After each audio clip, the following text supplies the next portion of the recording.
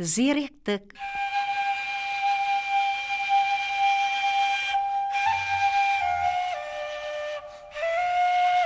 Үш жолаушы келе жатса, алдынан бір адам қарсы шығып: «Сәлем, жолаушылар. Қалай, мал жандарыңыз аман ба? Мынау бір түйе іздеп жүрген едім, беймезгіл жүрген түйе көрдіңіздер ме?» деп сұрайды. Жолаушының біреуі: «Түйенің оң көзі соқыр ма еді?» дейді. Жоқшы: «Иә» деп басын изейді. Екінші жолаушы: «Ей, түйеңнің сол жақ аяғы ақсақ па еді?» деп сұрайды. Дұрыс, сол жақ артқы аяғының сылтығы бар еді» дейді. Сонан соң үшінші жолаушы: «Түйеңнің құйрығы шолақ па еді?» деп сұрайды. Жоқшы: «Иә, құйрығы шолақ» деп асығып жауап береді де: «Ол түйені қайдан көрдіңіздер?» деп сұрайды. Жолаушылар: «Көргеміз жоқ» дейді. «Көрмесеңіздер, түйемнің белгісін қайдан білдіңдер? Түйемді сендер ұрладыңдар» деп жоқшы жабыса кетеді.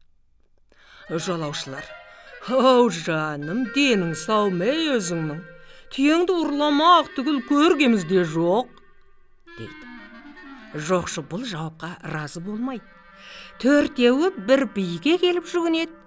Би сұрастыра келе: «Ұрламасаңдар, көрмесеңдер, ол түйенің бейне белгісін көрген кісідей қайдан білдіңдер?»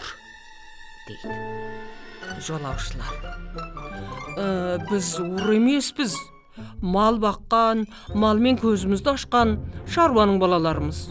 Сондықтан білдік, біз тоғышар емеспіз» деп жауап береді.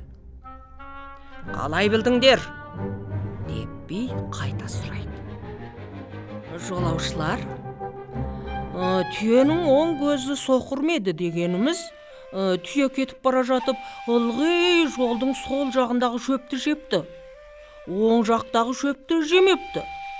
Аяғының ақсағын білгеніміз, тұрған жерінде түйе артқы сол аяғын көтеріп тұрыпты. Түйенің құйрығы шолақ екенін білгеніміз, құмалақ тастағанда алысқа жіберіпті. Шолақ түйенің құмалақ алысқа түседі. Құйрықты түйе құмалақты алысқа тастай алмайды ғой» депті. Міне балалар, ойламды, тәжірибеге бай, зерек адамдар түйені көрмесе де жолдан оның белгісін анық біліп отыр.